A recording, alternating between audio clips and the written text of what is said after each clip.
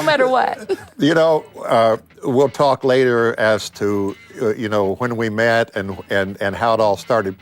But I want to start this program off with one of the songs that you sang at a tabernacle 20 miles down the road from here, one of my favorite shoots that we've ever done. Tell them when you saw me, I was on my way. Yeah. What if the voices that shaped your faith, your childhood, your memories, were suddenly fading into silence? Bill Gaither, the man behind decades of gospel music that touched millions, is now stepping away, but not for the reason you think. After a heartbreaking revelation about his wife Gloria's health, everything changed. What really happened behind closed doors, and why are fans saying this goodbye feels different? Stick around, because the truth is deeper, more personal, and more powerful than you ever imagined. Gloria Gaither has long been the beating heart behind the soaring harmonies of gospel music, standing beside her husband Bill, not just as a partner in marriage, but as a poetic force who shaped the soundtrack of Christian faith for generations. But now, with a voice softened by time and a soul marked by both joy and sorrow, Gloria has stepped forward to deliver a farewell that feels like the closing pages of a sacred book. Her words weren't merely a goodbye, they echoed a deeper message, one that has left millions wondering, what has truly led to this deeply emotional turning point? As Gloria gazed into the camera, her eyes welling with emotion, the world collectively held its breath. It wasn't just a moment, it was a reckoning with time, legacy, and the cost of a life poured out in service. For decades, Gloria was much more than a name in the liner notes. She was the spirit behind the lyrics, the quiet architect of songs that carried generations through their darkest hours. As co-writer of hundreds of songs that echoed in church halls and homes alike, she offered not only verses, but comfort, not only music, but meaning. Now at 82, she has revealed a shift, an unseen curtain gently closing. In a recent message shared by the Gaither Music Group, Gloria, with trembling lips and misty eyes, opened her heart to her devoted supporters. "There comes a time," she whispered, her voice cracking under the weight of decades, "when you feel a sacred invitation to rest, to reflect, to return to the stillness." Though she never explicitly called it retirement, the sentiment was clear. The woman who gave us words of hope was now seeking that same peace herself. Her announcement wasn't just a reflection of age, it was a spiritual surrender. She spoke of moving away from the crowded auditoriums and spotlights, turning instead to family, writing, and quiet contemplation. It marked the end of a public chapter, but not the end of her impact. Gloria's journey began long before stages and songbooks. Born Gloria Sickle on March 4, 1942, in Michigan, she was raised in a home built on values, education, and unwavering faith. Her early love for poetry and storytelling pointed to a destiny far greater than even she could imagine. When she attended Anderson University, she nurtured that artistic gift, but more importantly, she grounded it in something deeper, her faith. It was at Anderson where she met Bill Gaither, a spirited music teacher who had already begun his gospel journey. Their connection was almost divine, two creative souls intertwining through a shared belief and love of music.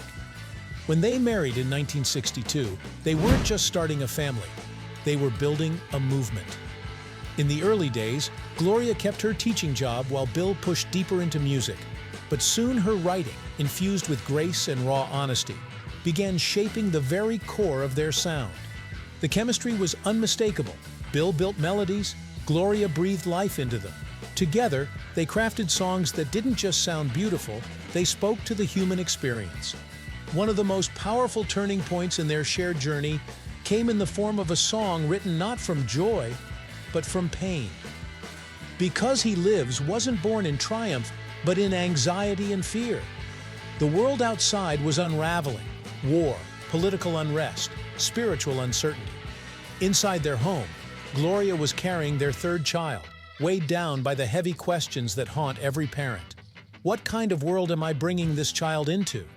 And yet, in that darkness, something miraculous happened. As they leaned into their faith, Gloria found a stillness, a sacred whisper that became the foundation for one of the most enduring anthems in gospel history.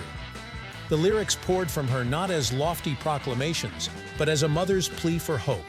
When Because He Lives was released in 1971, it struck a nerve across generations. It became more than a song, it became a survival hymn. For those fighting battles both seen and unseen, it was a reason to keep going. And with that song, Gloria Gaither wasn't just seen as a lyricist anymore, she became a prophetic voice, a poetic theologian who gave voice to the struggles others couldn't articulate. Her rise to prominence wasn't about fame, it was about connection. Her words weren't polished to perfection. They were authentic, and yet, even as her influence grew, Gloria never strayed from her grounding. She continued to write, not just songs, but essays, devotionals, and reflections that guided readers through the complexities of faith, loss, and purpose. With Bill, she penned over 700 songs, many of which have become permanent fixtures in church hymnals and personal playlists around the world. But her true genius lay in her ability to merge profound theology with everyday life. She didn't write from a distance, she wrote from within, from seasons of heartbreak, motherhood, celebration, and perseverance. That authenticity is what made her timeless. As the Gaither vocal band found its footing in the 70s and 80s and the Homecoming video series reached millions of homes, Gloria remained an unwavering presence. She may not have always been front and center, but her fingerprints were on everything. Every lyric, every silent prayer whispered between verses, bore her spirit. Her words were the thread that tied decades of ministry together, offering comfort and clarity in a world that often felt overwhelming. And now, as she steps back, not in retreat but in reverence, we're left with more than just a musical legacy. We're left with a mirror reflecting what it means to live with purpose, to speak with courage, and to create from the depths of one's soul. Gloria Gaither's farewell may feel like an ending, but in truth, it's a quiet beginning of a new kind, one where her words will echo longer than any stage performance ever could. At a time when spotlights often reward flash over substance, Gloria Gaither quietly carved a legacy that echoed far beyond the stage. As audiences sang along to her words, many never realized they were echoing the voice of a woman who had spent years wrestling with faith, life, and purpose, then turning those sacred wrestlings into songs. With every note, she painted pictures of hope and resilience, never using a loud brushstroke, but always leaving an impression that lingered. In a fast-changing industry, she didn't chase the noise. She stood steady in the silence, allowing truth to rise like a whisper that moved mountains. As she became a guiding light for younger Christian artists and women of faith, Gloria's influence only deepened, not through grandeur, but through the power of her presence. Her style wasn't loud, but it was unmistakably powerful. Gloria spoke gently, but carried the weight of wisdom in every phrase. Whether leading a devotion or quietly offering encouragement backstage, her words seemed to come from a place carved out by experience and anchored in belief. When the Gaither trio evolved into the Gaither vocal band and the Homecoming series took flight, it was Gloria's quiet vision that steadied the wings. She wrote, spoke, and mentored with the kind of grace that made her not just respected, but revered. The real impact of her work wasn't measured in applause, it was etched in hearts. And while fans now reflect on her retreat from the public spotlight, they also revisit the incredible journey that took her from a small-town classroom to becoming a voice of enduring hope and theological elegance. The 1970s and 1980s saw Gloria stepping deeper into a role few women were allowed to claim. While Bill Gaither often stood in the glow of the stage lights, it was Gloria's steady hand that shaped the stories they told together. Her lyrics weren't just beautifully written, they were layered with insight, shaped by a life of thought, prayer, and lived-out truth. In a genre that often relied on formulaic choruses, Gloria dared to write gospel songs that read like literature. She turned doctrinal ideas into deeply personal experiences, allowing everyday people to see themselves in sacred narratives. In one song, grief found a companion. In another, doubt found direction. Her words gave comfort without sugarcoating the struggle, a rare gift in any art form. Each song Gloria crafted carried the weight of someone who had truly walked through the valley and seen the sunrise on the other side. She didn't just write about light. She knew what darkness looked like and still chose to believe. And that belief came through with a purity that captivated generations. Behind the music, She emerged as an intellectual force in a world that often underappreciated women's voices in theology. She wasn't the type to seek fame, nor did she play into the glitz that often accompanied the entertainment world. Gloria simply lived her truth, and in doing so, gave others the courage to live theirs. Long before empowerment became a buzzword, Gloria was mentoring young women through the deepest, quietest battles, navigating faith in a world that demanded perfection, leading families while nurturing personal callings, and trying to hold sacred space in chaotic seasons. She became a symbol of balance, a woman who honored her call without sacrificing her identity. Her devotionals and journals became lifelines for women who saw themselves in her transparency. She didn't pretend to have every answer, but she had a gift for pointing people toward deeper, more honest questions. And that perhaps became her greatest form of ministry. Gloria never tried to be larger than life. She focused instead on helping others find meaning in their own. Her mentorship extended beyond music into education, launching initiatives like the Gaither Family Resource Center and the Gaither Homecoming Bible. She wasn't interested in building a brand, she was building people. Through her intentional investment in others, she opened doors for young artists and thinkers who might have otherwise been overlooked. And though she could have demanded the spotlight, she chose to be the one encouraging others to step into it with courage and authenticity. She once said, "We never set out to be stars, we set out to be faithful." That simple statement says more about Gloria than any headline ever could. It captures the heart behind the hymns, the devotion behind the discipline. Every lyric she penned came from a life fully lived. Every prayer whispered into melody came from deep wells of experience, love, and reflection. Gloria never needed to shout to be heard. Her faith did the talking. Her life, as friends describe, was marked by presence. In meetings, she asked the questions no one else thought to ask. In crises, she offered the kind of peace that couldn't be faked. In marriage, she was loyal and steady, walking hand in hand with Bill through a life built on shared purpose. Their love story wasn't perfect, but it was real, defined by mutual respect, endless creativity, and the quiet strength to face the world together. Raising children while touring and managing a massive ministry wasn't easy, but Gloria met the challenge with grace. Late-night writing sessions, early morning devotionals, long car rides filled with conversation. She found ways to make her presence known, even when time was scarce. Her children remember her not just as a songwriter, but as a nurturer of the soul. She didn't just teach Bible verses, she modeled what it meant to live with compassion, integrity, and wisdom. To those lucky enough to be mentored by her, Gloria became more than an influence. She became a compass. She saw beyond talent and recognized calling. She offered affirmation in a world that too often critiqued. And as a woman of faith, she stood bravely at the intersection of tradition and change.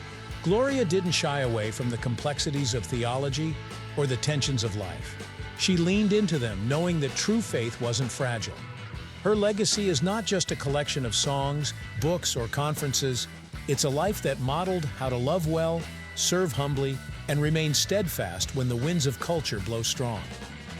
And now, as she quietly steps out of the spotlight, the echoes of her words continue to resonate, not as relics of a past era, but as anchors for the present and guides for the future. She may be stepping out of the public eye, but Gloria Gaither's voice has never been louder in the hearts of those she's touched. Her decision to quietly fade from center stage didn't bring silence. It brought a roar of gratitude from across the globe.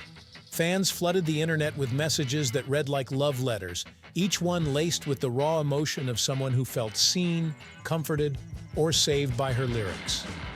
You could almost hear the echoes of her hymns in every corner of the digital world, from whispered hospital rooms to wedding halls and quiet midnight drives.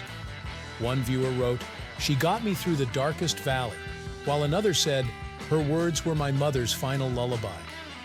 These aren't just memories, they're proof of a woman whose art became part of people's healing. But it wasn't just her fans that felt the tremor of her retirement.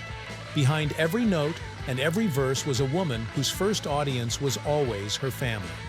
Gloria may have written for the world, but she lived for her children. Suzanne, Amy, and Benjamin each carved their own paths, but all of them were paved by their mother's quiet strength and unwavering presence. Suzanne, who has long steered the Gaither family's business, not only co-wrote treasured songs with Gloria, but also helped build the bridge between ministry and legacy.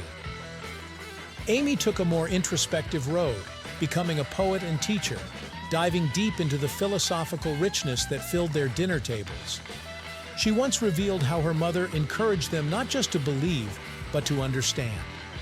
Benjamin, meanwhile, carried the musical torch forward, co-founding Livorn Media and embedding the family's values into new contemporary rhythms. Their memories paint a picture of a mother who stayed up long after the stage lights dimmed, pen in hand, pouring truth into lyrics while her children slept peacefully upstairs. She wasn't just present, she was foundational. And even as the demands of touring and ministry piled up, Gloria guarded her family time like it was sacred ground. She didn't chase extravagance, she chased meaning. But the public farewell sparked a deeper reflection. What happens when someone who's held so much finally chooses rest? Bill Gaither's response was quiet but profound. She's given everything. Now it's time to listen. His words landed with the same gravity as Gloria's songs, simple but soaked in love. Even their grandchildren, now young adults, have taken to social media to share how Nana was the heart of every family story. She wasn't just a figurehead, she was the soul. One of the most powerful hooks in all of this is how her message, delivered not through grand spectacle, but a simple, heartfelt video, ignited a tidal wave. Churches held services. Radio stations cleared hours for tribute programming. Fans created YouTube compilations of her greatest works, intertwined with their own personal stories. A mother battling illness said she played Gloria's songs to stay strong for her kids. A retired pastor shared that he always quoted her lyrics in his final sermons. Her music became more than melody. It became memory.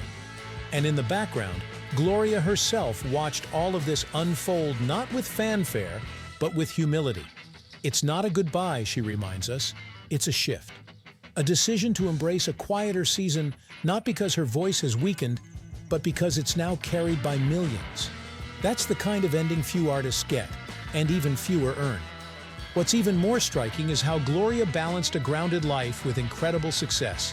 Over the decades, the Gaither family's wealth quietly grew, not through spectacle, but through smart stewardship and authentic impact. Gloria's financial journey is a study in humble abundance. Her personal lifestyle avoided flashy excess, but her portfolio spoke volumes. She owned a handful of classic luxury cars over the years, favoring elegant but understated models like the Mercedes S-Class and Lexus sedans. Her wrist was often graced by timeless timepieces, Cartier and Omega being her favorites. The Gaithers' primary residence is a sprawling estate in Indiana, surrounded by gardens that echo the peace her lyrics so often evoke. They also maintained additional properties in Tennessee and Florida, all focused on serenity and family. Their wealth wasn't just tied up in music royalties. Gloria and Bill invested in publishing, music rights, production companies, and Christian media ventures. Gloria also co-owned several intellectual properties and participated in entrepreneurial ventures related to inspirational books and music licensing. Their private jet, a modest Gulfstream, was used more for ministry than luxury. The couple maintained extensive insurance coverage, not only protecting their assets, but ensuring the longevity of their ministry, with policies covering everything from touring to intellectual property. What financial lessons does Gloria's life teach? First, purpose can be profitable when it's authentic. She never chased fame, but her message found millions. Second, protect what matters. Her investments were always tied to legacy. And third, never lose sight of your foundation. Gloria's wealth never eclipsed her humility. This moment, the stepping back, the overwhelming love, the reflection, feels like the final verse of a song that never really ends. And perhaps that's the most powerful note of all. As she walks away from the spotlight and into the quiet corners of her garden, surrounded by the laughter of grandkids and the stillness she's long deserved, her influence only grows louder. Her lyrics may fade from concert halls, but they're etched into the very souls of those she touched. Gloria Gaither isn't retiring. She's simply turning the page. And for those who followed her words like breadcrumbs through life's hardest storms, we'll be reading every new chapter with hearts wide open. Because when someone teaches you how to live with faith, grace, and unwavering love, you don't say goodbye, you say thank you, and you carry them with you forever.